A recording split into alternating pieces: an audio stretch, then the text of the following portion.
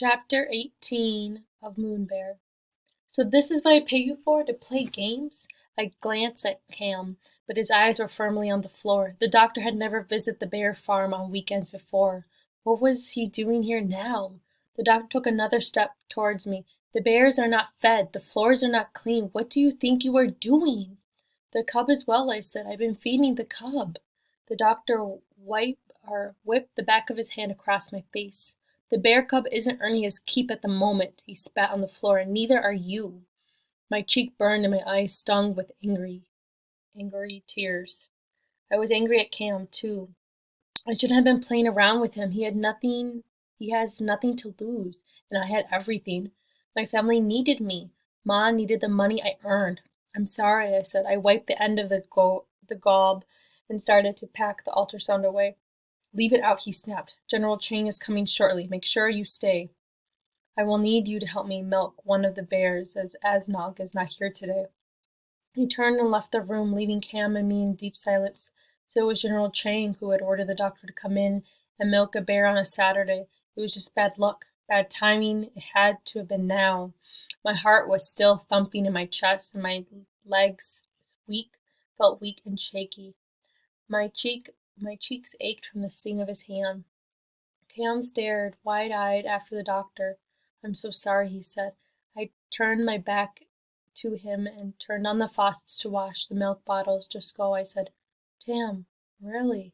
Just go, I snapped. I swirled water into the bottle and pressured and make enough to splash out the top. You got me in more trouble if you stay. I shook the bottle hard, listening to his footsteps fade away. How could I have been so stupid? Of all the times the doctor have come back, why now? I rinsed the bottle, hit it with the back of the cutting board, and went to feed the bears. The bears were restless. Mama cubs swayed faster to and fro. Jem and Jep copied him, swinging side to side at the back of the cages, grunting and hooting. I turned on the hose and rinsed the water beneath the cages, washing out the night's remains. I was glad I hadn't given them fruit the night before. I didn't want the doctor to know I'd been giving them extra treats. I brushed down the concrete, flushing all the waste into the drains, careful to keep out of Doctor's way. The doctor seemed restless, too. I could see him pacing in the yard, checking his watch. He stood back and slicked his hair on General Chang's car and slid into the compound. The driver climbed out of the front and opened the passenger door. General Chang brushed his trousers and stepped across the yard, careful with where he put his feet. The doctor went to greet him, and then, instead of taking him to the office, they walked towards me, towards the bear barn. General Chang's glaze passed over me. He frowned as if he knew from somewhere, but couldn't place it. I wanted to ask him how my mother and sister were, but I knew we were probably nothing to him. General Chang walked with the doctor across the row of cages. Stopping to inspect each bear, he stared at Mama Bear's cub. The pills and powder you sell me are not working. The doctor clasped and unclasped his hands. The bead of sweat trickled down his forehead. My bear bile is the very best quality, he said. General Chang prouded Mama Bear's son. The bear moaned and turned away. My daughter's doctor says she must be given the freshest bile from the strongest bear. They are all the strongest bear, insisted the doctor. But let me show you one of my strongest bears.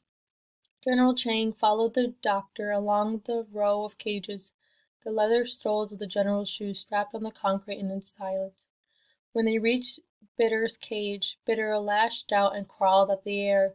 The general didn't flinch. He stared at the Bitter, and Bitter stared back. Saliva flowed from Bitter's mouth as he pressed the muzzle against the bars. That one, General Chang said. That one is a fighter. He is the one. The doctor smiled. A good choice. He clapped his hand back at me. Boy, get the cart. We will milk this one. I fetched the cart from the prep room and pushed it to Bitter's cage. The doctor drew up the salvation and paced around Bitter's cage. Bitter moaned and hooted and spun around to face the doctor. clamping his teeth against the bars.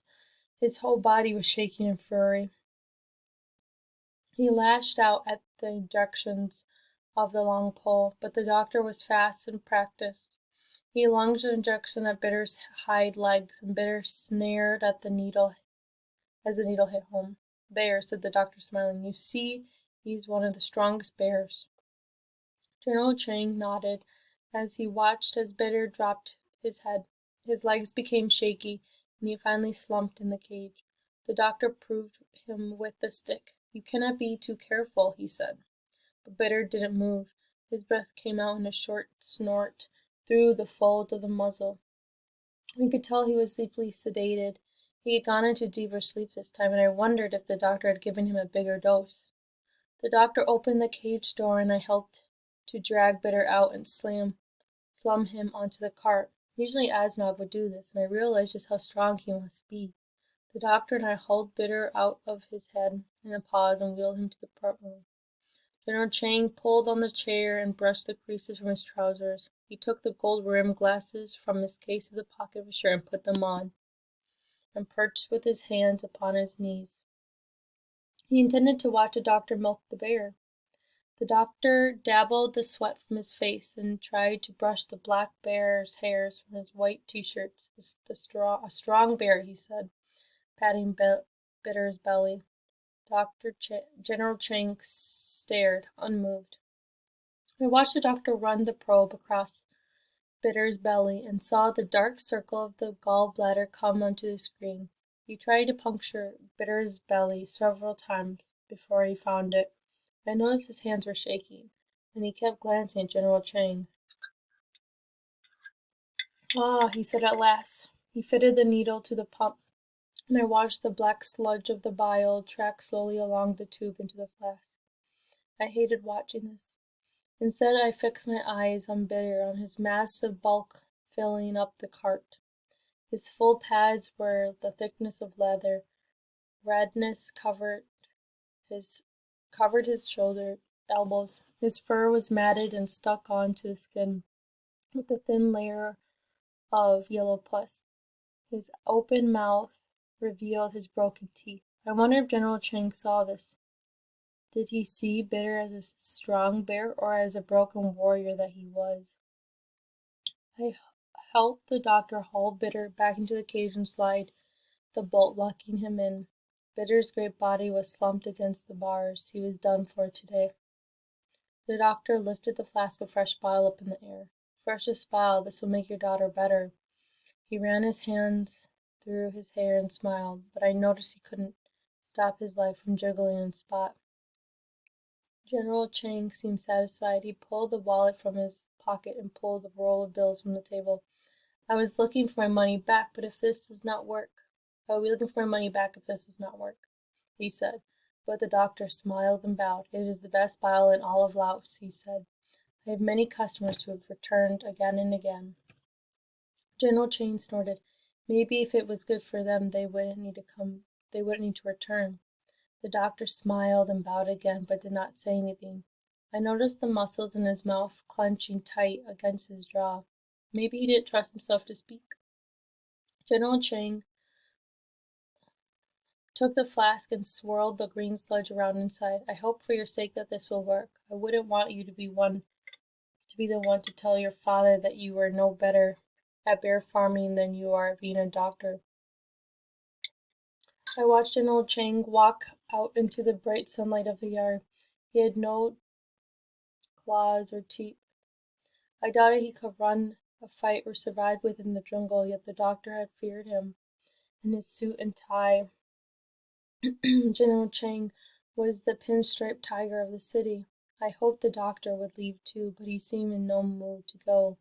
He picked up the metal bar and walked into the barn, swinging it and whacking it against the ground. I could see him stop by Bitter's cage. Bitter was still deep in sedation. I turned away as the doctor brought the bar down on Bitter. I walked away so I wouldn't see or hear.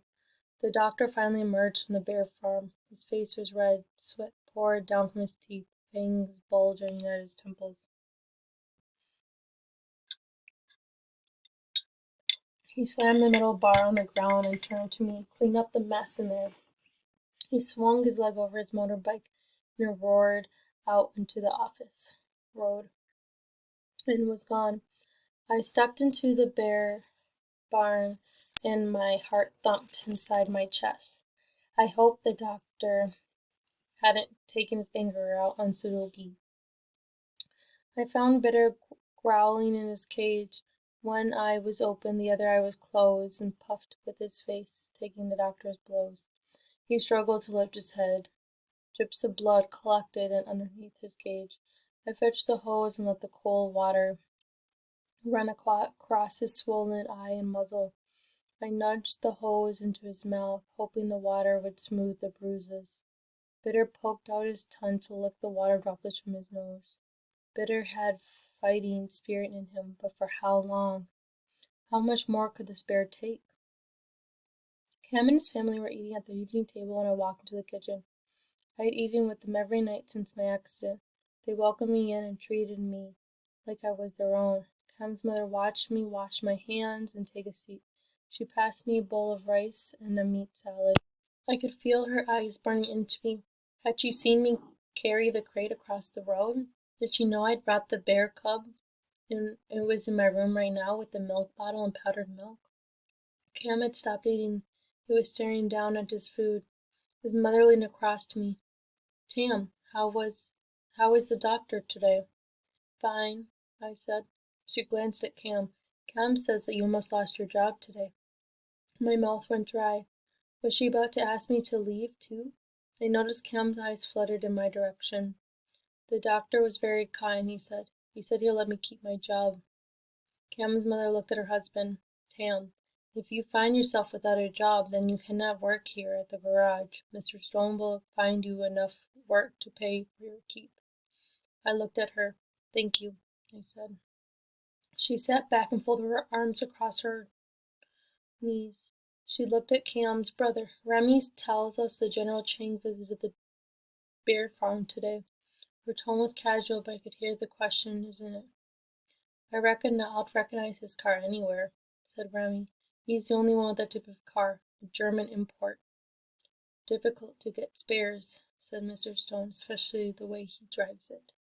So, said Cam's mother. So, if it breaks down, said Mr. Stone. Cam's mother tooted. No, not that. Why did General Chang make the visit? She stared at me, but I guess she already knew the answer. You wanted bear bile, I said. Miss Stones wiped her hands in her apron. That it's true what they were saying at the hospital. She's back in Laos. Ooh, Cam said. General Chang's daughter, said Miss Stone. His only child. He gives her everything, treats her like a son. Remy turned and nodded me. She doesn't look like a boy. She's the most beautiful girl in all of Laos, maybe in the world. She's been in the festival Beauty Queen twice already. He leaned back and smiled. She's intelligent, too, getting a degree in engineering in Russia. Well, said Miss Stone, I hear she's very sick. She had treatment there, but it wasn't working. General Chang wanted to use traditional Chinese medicine instead. She looked at me. He wants bear bile. Well, I hope it makes her better soon, I said. I meant it. I hope bear bile made General Chang's daughter well again. I wondered how much she would need. I hoped she would get better, not for General Chang's sake, but for Bitter's and mine. What if it didn't work? I had seen the doctor take his anger out on the bears. There was no knowing what he could do.